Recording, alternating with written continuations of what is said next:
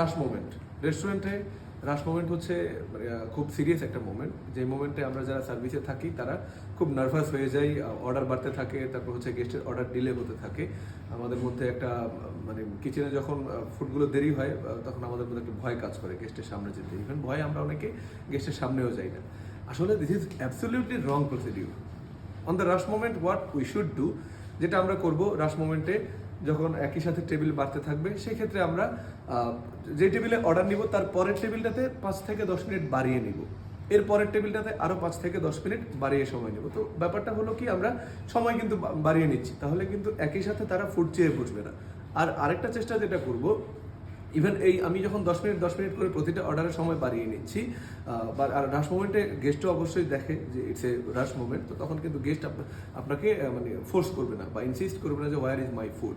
তো সেক্ষেত্রে কিচেনও অনেকটুকু সময় পায় ওরা সুন্দরভাবে কেয়ারফুলি ফুডগুলো রেডি করার জন্য। তো এই একটা ব্যাপার। আরেকটা হচ্ছে যে রাশ মোমেন্টে আরেকটা কি করতে পারি আমরা, এক টেবিল যখন দেখা গেছে যে 2-3টা টেবিল একই রকম অর্ডারগুলো আমরা সিকোয়েন্স মেনটেন করার চেষ্টা করব, যে 6-7টা টেবিল 10টা টেবিল যে কয়টা টেবিল হোক সবাইকে চেষ্টা করব একই সিকোয়েন্স বেইজের খাবার সাজেস্ট করার জন্য গেস্টকে, যে স্যার আপনি যদি এখন গ্রিল চিকেন বা আপনি যদি এখন এই ফুডটা বা যেই ফুডগুলো রানিং থাকে ওগুলো নতুন টেবিলগুলোতে আমরা একটু চেষ্টা করব টেকনিক্যালি পুশ করার জন্য গেস্টকে, যে sir this food will be good, বা এই ফুডটা স্যার আপনার জন্য ফাস্ট হবে। I hope it will be good for you and your family, যে আপনারা খুব ফাস্ট ফুডটা পাচ্ছেন sir, and definitely food will be delicious.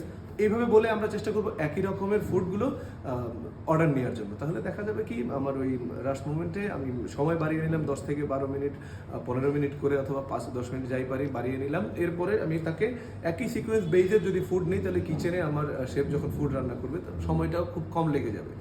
ফলশ্রুতিতে আমি গেস্টকে খুব তাড়াতাড়ি ফুড প্রোভাইড করতে পারবো।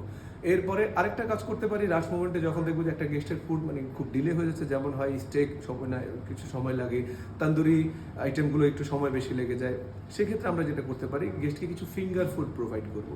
ইটস লাইক ফ্রেঞ্চ ফ্রাইস বা এরকম কিছু থাকে না, আমাদের সিম্পল রানিং অর্ডারগুলো থেকে কিছু ফিঙ্গার ফুড এনে গেস্টকে শেফের সাথে বলে গেস্টকে এনে আমরা এটা প্রোভাইড করবো, যে sir please enjoy this item, I am bringing your order, বা আমি আপনার অর্ডারটা আমি চেষ্টা করছি যা তাড়াতাড়ি আনা। তখন কিন্তু গেস্ট আলটিমেটলি বুঝেই যাবে যে আসলে উনি একটু আমার অর্ডারটা একটু ডিলে হবে, এই জন্য সে আমাকে এইভাবে কনভিন্স করার চেষ্টা করছে। সো আমাদেরকে চেষ্টা করতে হবে গেস্টকে অ্যাটেনশন দিয়ে, গেস্টকে প্রায়োরিটি দিয়ে আমাদেরকে চেষ্টা করতে হবে যে স্যার আমি চেষ্টা করছি আপনার অর্ডারটা তাড়াতাড়ি পিক করার জন্য।